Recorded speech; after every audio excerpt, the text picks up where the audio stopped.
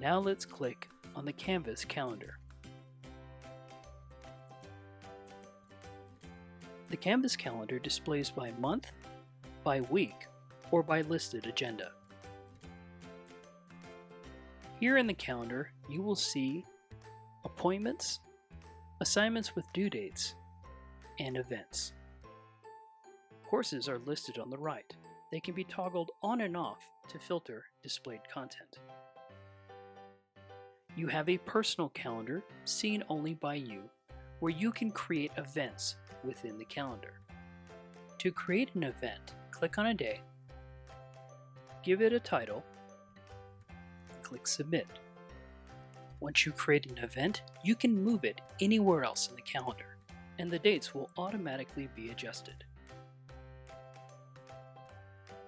To reserve an appointment time set by your instructor, click on Find Appointment. Choose the course. It tells you that the next available appointment will be in this course on August 4th, 2017. You can click on the link or go to the date in the calendar. Once you're at the date, you can select an available appointment. Once you're ready to claim the appointment, click on Reserve. This will send a notification to your instructor letting them know that you've selected a 9 o'clock appointment.